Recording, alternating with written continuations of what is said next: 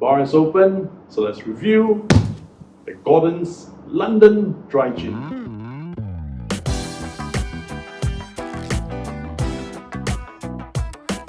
Hey, SG Alcohol Guy here, giving you honest reviews on the alcohols that I am tasting. And as mentioned, today we'll be reviewing the Gordon's London Dry Gin. And there are many ways to drink gin, mostly by using gin in a cocktail.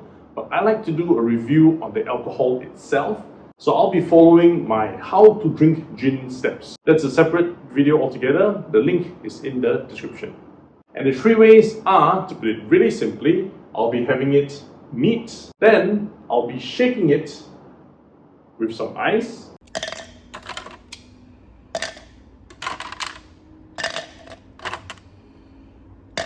And finally, I'll be having it on the rocks.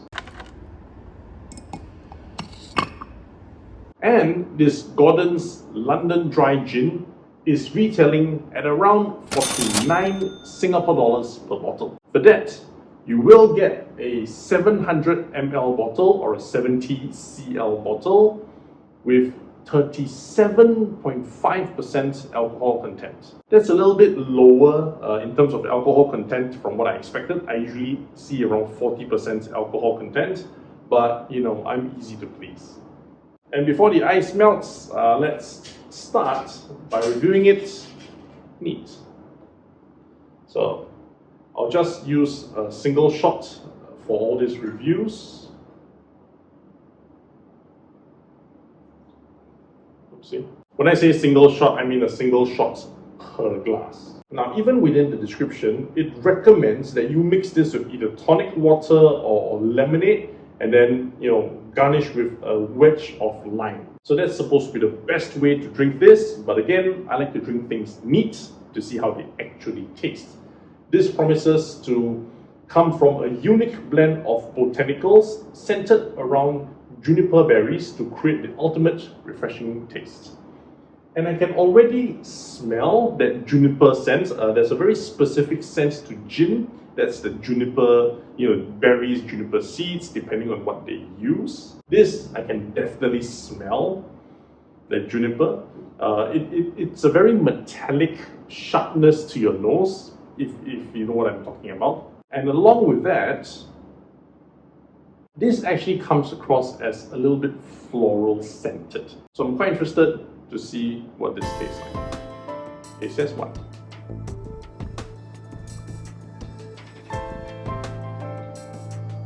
The juniper flavor is very pronounced. There's a hint of floral, very, very light hint of floral. But there's very strong alcohol burn all the way down. Now, I know it's a neat drink, so it will have that burn. But some gins go down really smoothly. This Gordon's London Dry Gin burns you quite a bit.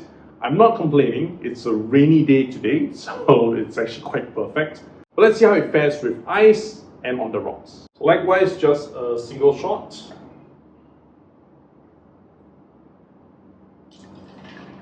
Fresh glass because I'm a professional. For 10 seconds of shaking is more than enough.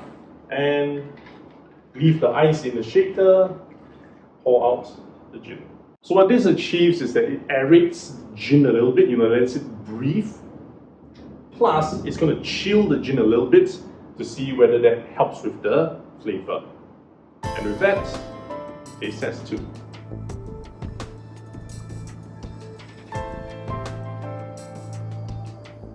If you notice, the second time I drank the gin, I didn't do the exhale, take a sip and then breathe in, breathe out. Because once you chill it, it already removes a lot of that burn. So you don't have to go through that steps again. It's kind of like drinking a cocktail. You don't and then drink every single time. So it's the same effect. And having it shaken in ice greatly reduced the taste of the Gordon's London Dry Gin. Not just the alcohol burn is reduced, the taste is reduced as well. There's still that distinctive juniper taste for all gins. There's a floral aftertaste now rather than immediately. It's an aftertaste just at the tip of my throat here, but it's a very faint aftertaste that you might even miss, if you are taking a very, very small sip. I do like my drinks chilled, but in terms of flavor-wise, I think having it neat leaves a more pronounced flavor. So between these two, I'd rather drink it neat. And the third way to drink it is, of course, on the rocks. But because the glass is bigger, there's a lot of ice there, I just have to use the double shot option. I don't really want to, but what can I do? Double shot it is. Oh dear. Now you don't actually have to swirl or mix or do anything with this one, because the ice is going to help to chill the gin down. It will just affect the taste already without us doing anything extra. And with that being said, test 3.